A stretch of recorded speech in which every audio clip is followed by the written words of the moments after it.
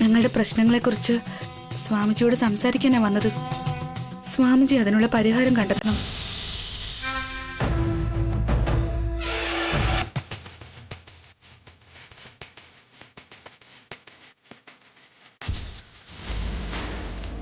ഉണ്ണി,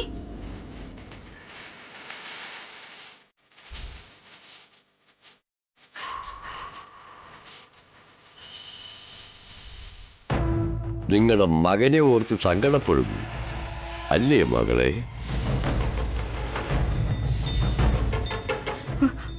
അതെ സ്വാമി, എന്റെ മകൻ എന്തെങ്കിലും സംഭവിക്കുമെന്ന് പേടിയുണ്ട്. നിങ്ങളുടെ ഭയം സത്യമാകാൻ പോകുന്നു. നിങ്ങളുടെ അടുത്ത് നിന്നും ഒരാൾ നിങ്ങളുടെ മകനെ പിരിക്കാൻ പോകുന്നു.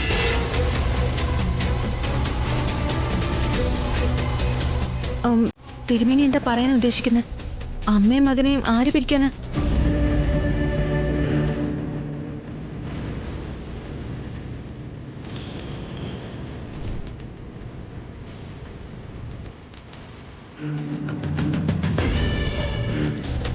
എന്റെ അടുത്ത് നിന്ന് എന്റെ മോനെ ആരാ പിരിക്കാൻ നോക്കുന്നത് സ്വാമി? ആ വ്യക്തി വളരെ ആപത്തായ ആളായിരിക്കും. അവർ ആഗ്രഹിച്ചത് നടത്തുവാൻ എന്ത് വേണമെങ്കിലും ചെയ്യും.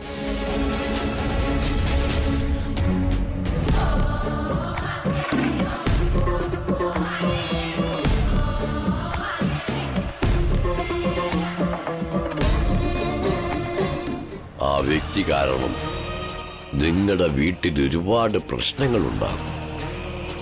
വലിയ അപകട സാധ്യതയുണ്ട്.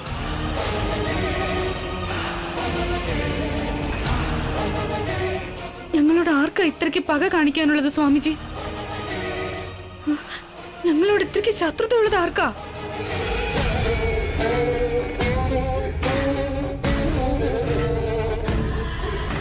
ഞങ്ങളുടെ അറിവിൽ ഞങ്ങൾ ആർക്കും ഒരു ദ്രോഹം ചെയ്തിട്ടില്ല തിരുമേനി. ഞങ്ങളോട് എന്തിനാ ഇത്രയും പക? മനുഷ്യന്റെ സ്വാർത്ഥതയാണ് അവന്റെ ശത്രു. നമ്മൾ ഒരു തെറ്റും ചെയ്തില്ലെങ്കിലും മറ്റുള്ളവരുടെ സ്വാർത്ഥത നമ്മളെ ബലിയാടാക്കും. ആ വ്യക്തിക്ക് എന്തിനാ എന്റെ മകനോട് ഇത്രയ്ക്ക് വിരോധം?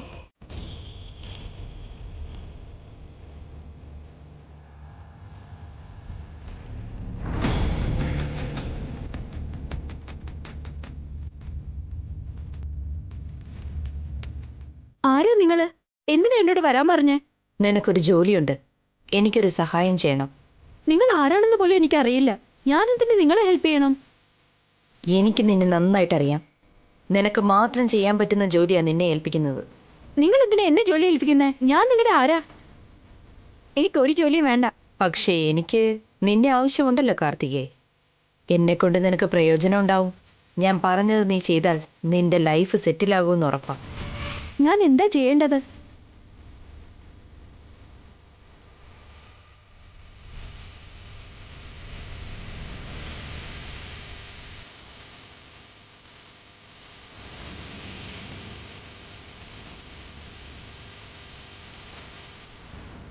എന്റെ മകൻ എന്നെ വിട്ട് പിരിയാതിരിക്കാൻ അങ്ങൊരു പരിഹാരം നിർദ്ദേശിക്കാമോ?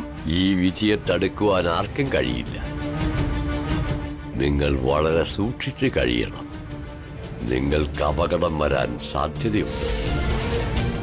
അടുത്ത 6 മാസം നിങ്ങൾക്ക് കഷ്ടകാലം. തിരുമേനി തന്നെ ഇങ്ങനെ പറഞ്ഞാൽ എങ്ങനെയാ? ദൈവത്തിന്റെ അനുഗ്രഹം ഉണ്ടെങ്കിൽ മാത്രമേ ഇതിൽ നിന്നും രക്ഷ പ്രാപിക്കാൻ കഴിയൂ. നന്മയുണ്ടാകട്ടെ.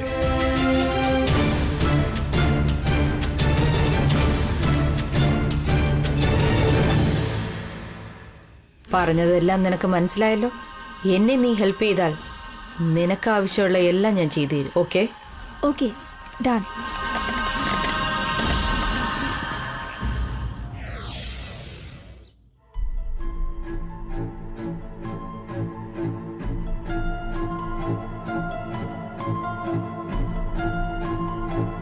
നമ്മുടെ എംപ്ലോയീസിന്റെ IT റിട്ടേൺസ് ഫയൽ ചെയ്യാൻ വേണ്ടി ഇനി 20 ഡേയ്സിലെ ടൈമുള്ളത്. അതിനുള്ളിൽ തന്നെ GST അടച്ച് മൊത്തം ക്ലിയർ ചെയ്തേക്ക്. ഓൾറെഡി നമ്മുടെ അക്കൗണ്ടന്റ് അതിന്റെ അറേഞ്ച്മെന്റ്സ് ചെയ്യുന്നുണ്ട്.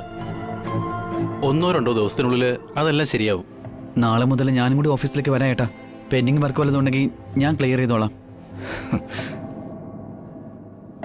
ആ വന്നായിരുന്നോ? നന്നായിട്ടൊക്കെ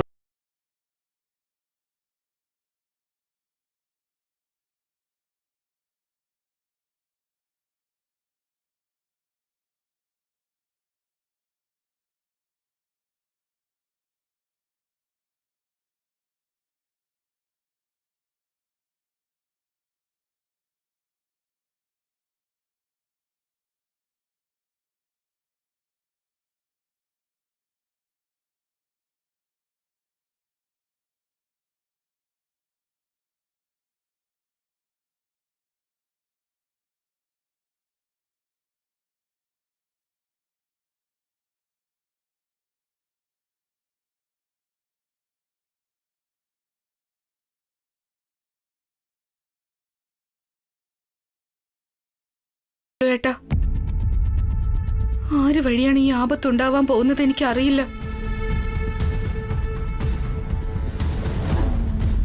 ഉറപ്പായിട്ടും അത് കാർത്തിക തന്നെയായിരിക്കും. നമുക്കെന്തെങ്കിലും അപകടം വരാനുണ്ടെങ്കിൽ അത് ആദ്യത്തെ കാരണോ അല്ലെങ്കിൽ ആ ചന്ദ്രശേഖരൻ വഴിയോ ആവാം. കാർത്തികയും കുറച്ച് ഡേഞ്ചറാ ഏട്ടാ. അവൾ നമ്മുടെ പതനം കാണാൻ കാത്തിരിക്കുക.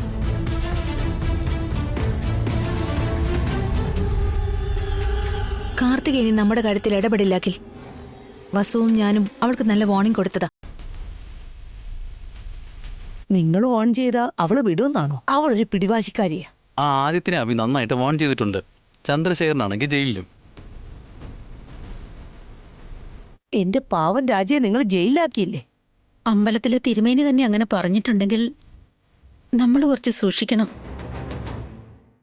കാർത്തികയും കുറച്ച് ഡേഞ്ചറാ ഏട്ടാ. അവൾ നമ്മുടെ പതനം കാണാൻ കാത്തിരിക്കുക.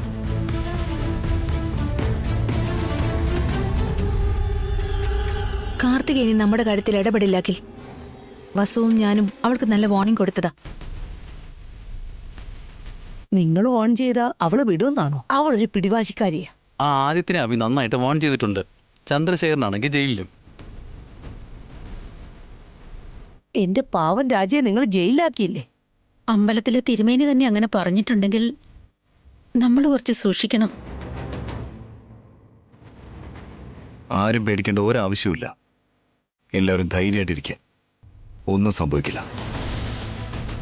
എന്തിനൊരു പരിഹാര പൂജ ചെയ്യുന്നത് നല്ലതല്ലേ ഏട്ടാ? ഞാനും അങ്ങനെ വിചാരിക്കുന്ന വസു. എന്തെങ്കിലും ദോഷം ഉണ്ടെങ്കിൽ അത് മാറുമല്ലോ.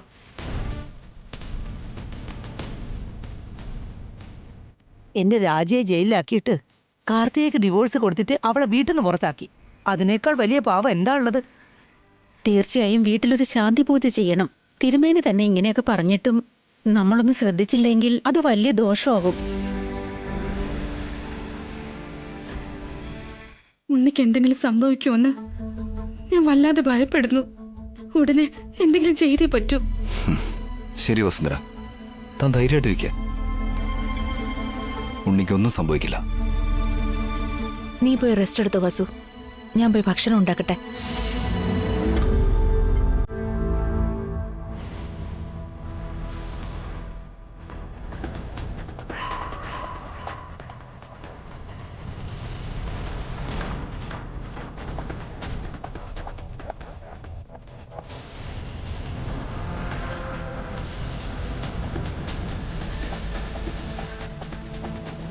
ഇവിടെ എല്ലാവരുടെ കഴുത്തിലും നിറയെ ആഭരണങ്ങളാണ്. ഞാനും എൻ്റെ മകളും വെറും കഴുത്തോടെ നിൽക്കുന്നത്. ചേട്ടാ, എനിക്ക് കുറച്ച് കാശ് ആവശ്യമുണ്ട്.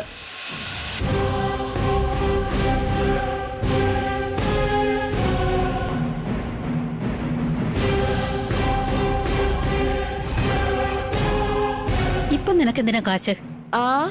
എൻ്റെ മകൾക്ക് ആഭരണം വാങ്ങി കൊടുക്കാനാണ്. ഇപ്പൊ എന്തിനാ ആഭരണങ്ങളൊക്കെ? കല്യാണപ്രായമായ പെണ്ണാ. കഴുത്തിൽ കുറച്ചെങ്കിലും സ്വർണ്ണ ഇല്ലെങ്കിലേ ആർക്കാ നാണക്കേട്?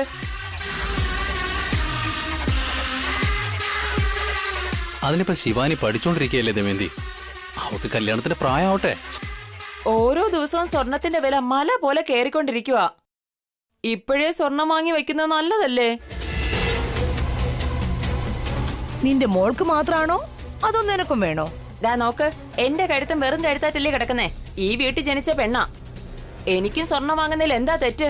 ആ എല്ലാവർക്കും വാങ്ങിത്തരാം, അതിന്റെ സമയമാവട്ടെ. ഇപ്പൊ എന്തിനാ? ഇപ്പൊ സ്വർണം വാങ്ങിക്കാൻ നല്ല സമയമല്ലേ അമ്മേ? വീട്ടില് ചില അപശകനങ്ങളൊക്കെ കാണുന്നു. അതിന് ശാന്തി പൂജ ചെയ്യണം. ഇപ്പൊ അതിനെക്കുറിച്ചല്ലേ നമ്മൾ ആലോചിക്കണ്ടേ? ആ ഉണ്ണിച്ചെറുക്കന്റെ ഫോട്ടോ താഴെ വീണെന്നും പറഞ്ഞ് വസു ചേച്ചിയുടെ ഇടത് കണ്ണ് തുടിച്ചെന്നും പറഞ്ഞ് പരിഹാര പൂജ ചെയ്യുന്നതിന് പൈസ ചെലവാക്കുന്നതിന് പകരം എന്റെ പെണ്ണിന് സ്വർണം വാങ്ങാൻ കാശില്ലെന്ന് പറയുന്നു. അറിയാം, എനിക്കും എന്റെ മോക്കും ഇവിടെ ഒരു വിലയും ഇല്ലല്ലോ.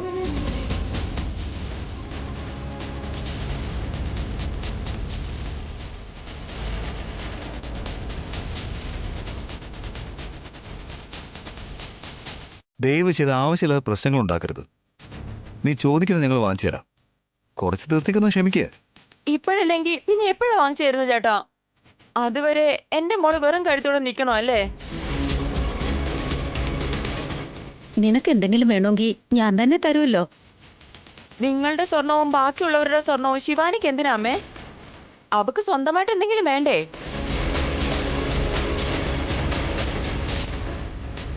അഭി വാങ്ങിത്തരുമെന്ന് പറയുന്നുണ്ടല്ലോ ദമയന്തി, പിന്നെന്തിനാ ഇങ്ങനെ തർക്കിക്കുന്നേ? 3 ആമക്കളുടെ ഇടയില് ഒറ്റ പെണ്ണാ ഞാൻ. വാ തുറന്ന് ചോദിക്കല്ലേ ചേട്ടാ? എടാ അഖിലേ, ഞാൻ ഇങ്ങനെ ചോദിക്കുന്നതിൽ തെറ്റുണ്ടോ? നിന്റെ ചേച്ചിയുടെ മോള് സ്വർണം കഴുത്തിലില്ലാതെ നിൽക്കുന്നത് നല്ലതാണോ? വസു ചേച്ചിയുടെ കയ്യിലും സ്വർണ്ണമുണ്ട്, ഭാവന ചേച്ചിയുടെ കയ്യിലും സ്വർണ്ണമുണ്ട്. എന്റെ മോക്കാണ് ഇല്ലാത്തത്. വലിയ മരുമക്കൾ സ്വർണ്ണം ഇട്ടുകൊണ്ട് വീട് മുഴുവൻ ചുറ്റിക്കറങ്ങും. എന്റെ മകള് മാത്രം വെറും കഴുത്തോടെ നടക്കണം.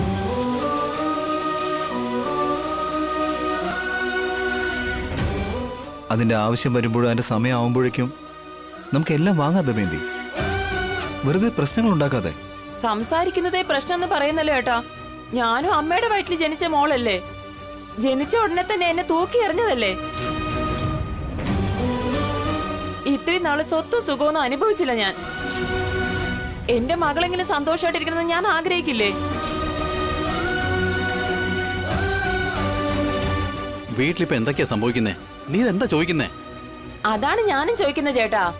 നിങ്ങളുടെ കാര്യത്തിൽ ഒരു പ്രശ്നം വന്നാ എല്ലാവരും ഒറ്റക്കെട്ടായിട്ട് നിൽക്കും. വസു ചേച്ചിയെ സമാധാനിപ്പിക്കും. എന്റെ മോളുടെ കാര്യം വരുമ്പോ മാത്രം നേരം കാലം എന്നൊക്കെ പറയും. നീ ഞങ്ങൾ തമ്മിൽ വ്യത്യാസമൊന്നുമില്ല, എല്ലാവരും ഒരുപോലെയാ. അത് വാക്കിൽ മാത്രമല്ലമ്മേ, പ്രവൃത്തിയിലും കാണിക്കണം. ആർക്കെന്ത് വേണമെങ്കിലും ഞങ്ങളിത് ശ്രദ്ധിക്കാറുണ്ട് ദമയന്തി. വെറുതെ ധൃതി പിടിക്കാതെ. ദാ നോക്ക്, നിന്റെ മകൻ എന്തെങ്കിലും പറ്റിയാൽ നിനക്ക് പേടിയുണ്ട്. എന്റെ മകളുടെ കാര്യം വരുമ്പോ മാത്രം ആർക്കും ഒരു പേടിയും ഇല്ലേ? എന്തിനാ ഇങ്ങനെ തിരിച്ചു മറിച്ചൊക്കെ പറയുന്നത് ദമയന്തി? ഉണ്ണിയുടെ കാര്യം വേറെ, ശിവാനിയുടെ കാര്യം വേറെ.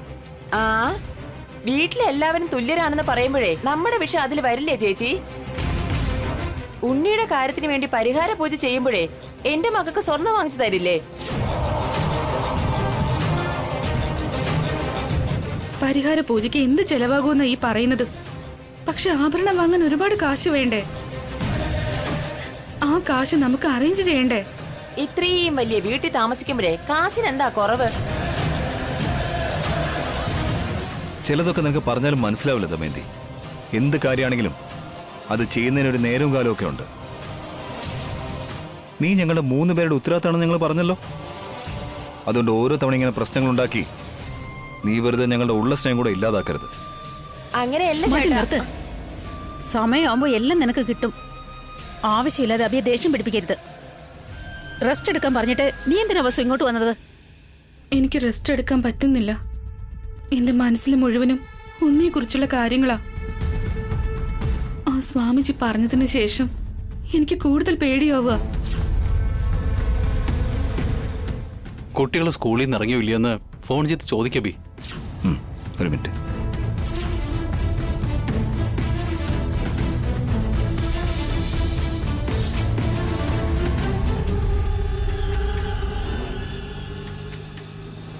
Twinkle, twinkle, little star, how I wonder what you are.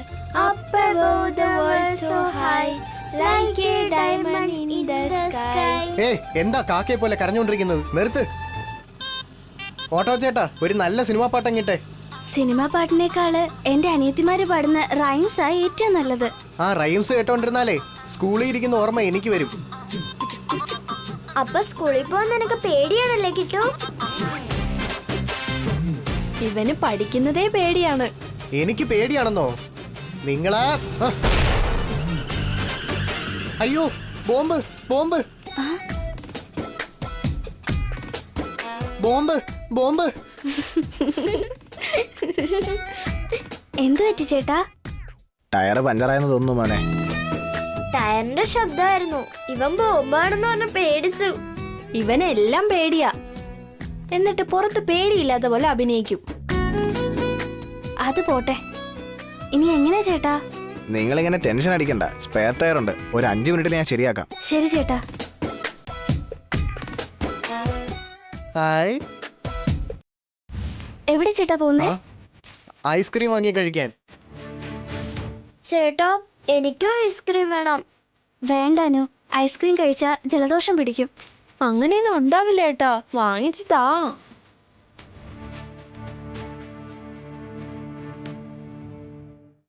ഇതുപോലെ ഐസ്ക്രീം നിങ്ങൾക്ക് കഴിക്കാൻ പറ്റുമോ? ഉണ്ണി വേസ്റ്റാ. എന്റെ ചേട്ടനെ വഴക്ക് പറഞ്ഞാൽ ചുമ്മാ ഇരിക്കില്ല. ഉണ്ണിക്ക് കഴിയുമെങ്കിൽ നിങ്ങൾക്ക് ഐസ്ക്രീം വാങ്ങി തരാൻ പറ. ഞങ്ങൾക്ക് ഏട്ടന് ഐസ്ക്രീം വാങ്ങി തന്നില്ലെങ്കിൽ ഞങ്ങൾക്ക് ഏട്ടനെ ഇഷ്ടാ. നിങ്ങൾ ഇവിടെ തന്നെ വെയിറ്റ് ചെയ്യ്, ഞാൻ പോയി വാങ്ങിക്കൊണ്ട് വരാം.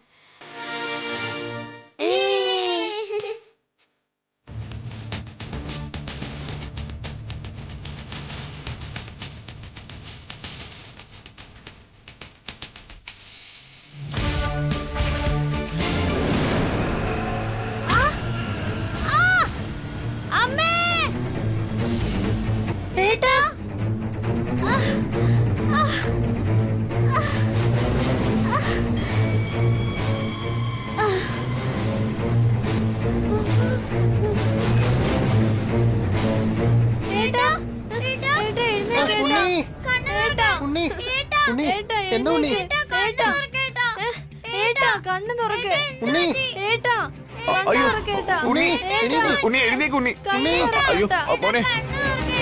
അയ്യോ ഉണ്ണി മോനെ തലയിൽ മുറിവുണ്ടല്ലോ, ബോധവും പോയി. ഇനിയിപ്പോ എന്ത് ചെയ്യും? കണ്ണുറക്ക.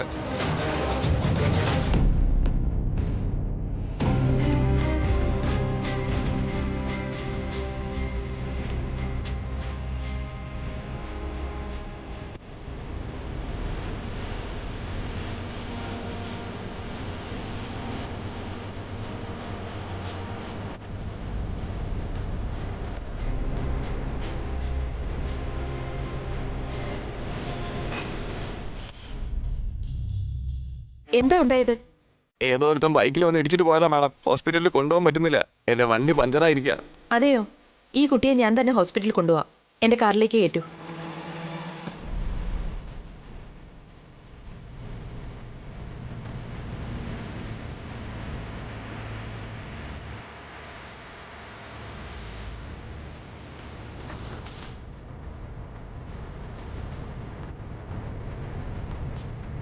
മാഡം ഒരുപാട് നന്ദിയുണ്ട് മാഡം. വരൂ, ഞാനും നിങ്ങളോടൊപ്പം ഹോസ്പിറ്റലിലേക്ക് വരാം.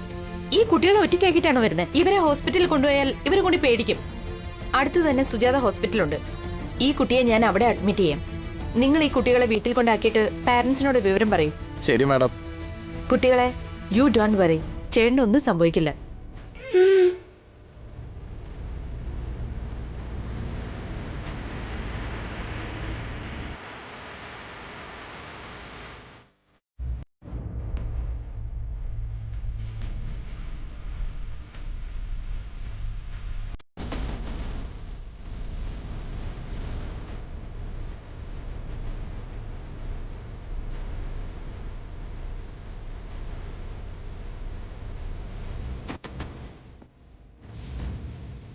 എന്തു പറ്റി?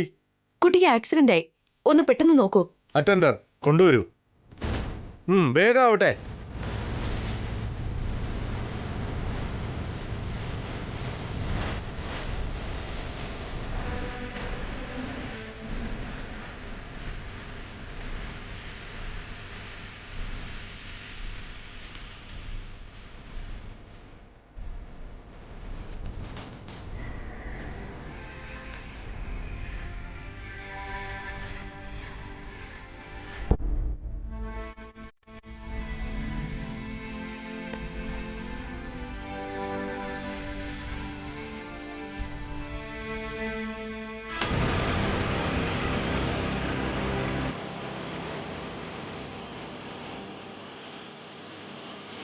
ഡോക്ടർ നിങ്ങളോട് അകത്തേക്ക് വരാൻ പറഞ്ഞു.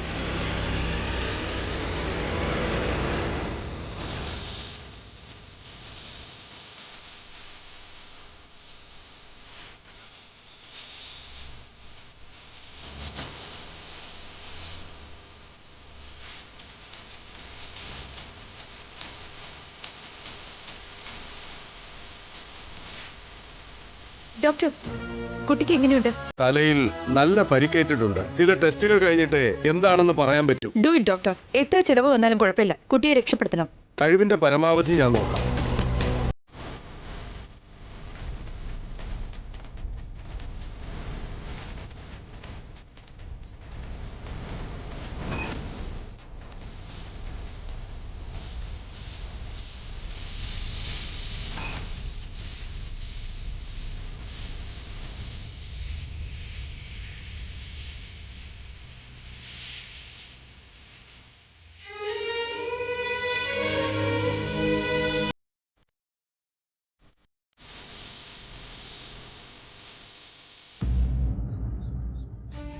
അമ്മേ, അച്ഛാ, അമ്മേ, അമ്മേ, അച്ഛാ, അച്ഛാ, അമ്മേ, അമ്മേ, അച്ഛാ. അനു, കീർത്തി, എന്തു പറ്റി? എന്തിനാ രണ്ടുപേരും കരയുന്നേ? അത് അച്ഛാ, ചേട്ടൻ.